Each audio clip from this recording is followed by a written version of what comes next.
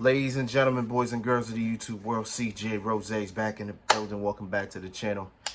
All right, it is 4:30 in the morning, and Money in the Bank 2024 for me has wrapped up. Money in the Bank 2024 has come. Money in the Bank 2024 has ended for me, at least, because I got home at 10:30 at night. So essentially, Money in the Bank was pretty much done. But unfortunately for me, I had to wait until the replay came on, and that wasn't until about 1 o'clock at night in the morning. So right then and there, I had to kill 2 hours the best way I could. When it finally got up there, boom, we were able to watch it, and boom. That's why you're getting my review so late. On top of that, I am tired. I am exhausted, dog. Once the main event came, I was falling asleep. Like, literally, I was in and out of sleep that whole entire match. So once we get to it, I didn't really write a lot of notes, but I did. But I'm gonna do what I can with that one. So here we are. The first match to kick off the Money in the Bank 2024 was the men's Money in the Bank ladder match. As representing SmackDown, it was Andrade, Carmelo Hayes, and L.A. Knight. Yeah. While representing Raw was Chad Gable, Drew McIntyre, and main event Jey Uso. Yeet. This match, damn good. Very good way to start off Money in the Bank. And we'll get into it. So, a lot happened in this match, and I took away 1, 2, 3, 4, 5. I took away 7 things from this match, including the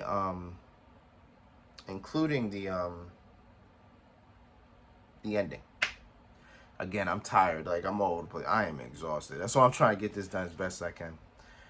All right, so we saw Andrade hit a leg drop while Chad Gable had an armbar on Drew McIntyre on the top rope. So then Andrade springboards into a leg drop. Boom. Then Andrade doesn't stop there. He hit an inverted Spanish fly on Carmelo Hayes onto a ladder. It looks sick. Chad Gable, who actually had a hell of a performance in this match, takes a ladder and then hits a German suplex with the ladder onto Andrade. We had L.A. Knight hit his patented neck breaker, but instead he did it on the ladder when the ladder was like this. So as the ladder was like this, L.A. Knight hit the neck breaker on the Chad Gable onto the ladder, but L.A. Knight also hit himself, also landed on the ladder itself, so it kind of hurt both of them at the same time. Then Andrade hits this sunset flip powerbomb onto Carmelo Hayes onto a ladder that was stationed on the ladder standing up. So after that, Carmelo Hayes was nowhere to be seen. And then Chad Gable hits a belly-to-belly suplex onto L.A. Knight, or throws L.A. Knight with the belly-to-belly suplex onto another ladder that's stationed. So boom, I believe L.A. Knight was done after that. So then as Chad Gable's climbing up the ladder to get the briefcase, Jey Uso comes out of nowhere and it pushes the ladder off. But Chad Gable's still holding on. But he's not holding on to the briefcase, he's holding on to the thing that's holding it. Then he drops. Jey Uso picks up speed, boom, hits a spear. Chad Gable is out. So then Jey Uso sets up a ladder, climbs up, got his hand on the briefcase. Here comes Drew McIntyre arising from the dead. Boom, throws a ladder in Jey Uso's face. Then hits a claymore to Jey. Then Drew McIntyre climbs up, grabs the briefcase, and Drew McIntyre is Mr. Money in the Bank. Before I get into anything, Drew McIntyre makes history as he becomes I believe it's the sixth man in history to win a world championship, a Royal Rumble, and a Money in the Bank. He joins Edge, Sheamus, Randy Orton, Brock Lesnar, John Cena, and Alberto Del Rio. So he actually becomes the seventh man in history to win a world title, a Money in the Bank, and a Royal Rumble winner. I feel like somebody else did that. But again, I'm very tired, so please. Honestly, I didn't have Drew McIntyre winning. I knew he was one of the favorites to win. But you're going to understand why I hated the decision once we get to the world title. You're going to understand why I hated this decision. And on top of that, Jey Uso didn't win.